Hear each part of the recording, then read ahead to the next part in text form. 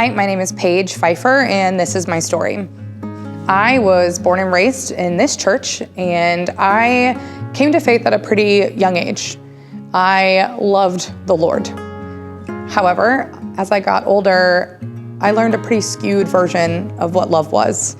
That skewed version led to a craving and a need for acceptance from boys and other people. My grandma, though, was my best friend, and she was a fierce follower of Jesus. And we had gospel conversations weekly. And I felt like those gospel conversations kept me above water, where I was fueling my soul just enough and keeping my sin at bay just enough, where I felt like I was doing the right thing. But then when my grandma passed away, I became engulfed in my sin, and that became a lifestyle, which bled into my marriage.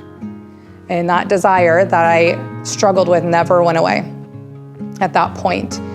And when you have a desire like that and you're living a sinful lifestyle, the shame comes on pretty hard.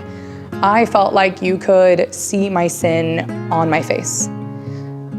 And that made me not want to come to church anymore. I couldn't bear to be here.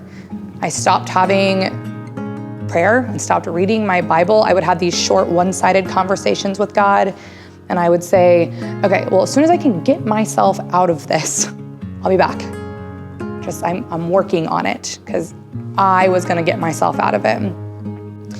But eventually that shame also became too heavy, and I had to numb it with alcohol. And that quickly takes over. The Lord met me in my lowest place. I was in my bathroom one evening with a drink, and my face pressed against the wall because I couldn't breathe. I had to catch my breath because I was drowning. And it was the only time in my life where I have actually heard the Lord, in very much like a father with a kid throwing a tantrum. He said, "Are you done?" And I cried out because I was so done. Actually, I was so done. I would have been okay if that answer to that was, "You can take my life from here. I can't do this. I'm drowning in this." And from that moment, I wish I could say that my life was magically fixed. Because when you live in a lifestyle of sin, you have consequences. And I had quite the uphill battle.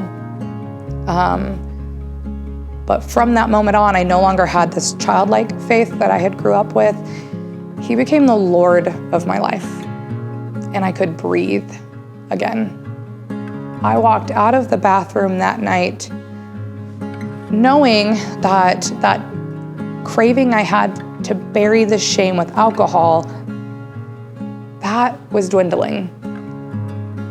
The other shame has taken a while to grow out of, and there were some shameful and sorrowful things in my life that I still had to work through after that, but He carried me through them, and I no longer had to bury Him with my shame. The Lord, though, never stopped pursuing me when I can see it now. There were people throughout my life in that time who checked on me from the church, who loved me. And then even after, He led me back to this congregation who has never stopped speaking truth into me and love into me. And then even led me to my husband now, who only by the goodness of God is the best example I've ever had of what love is supposed to look like.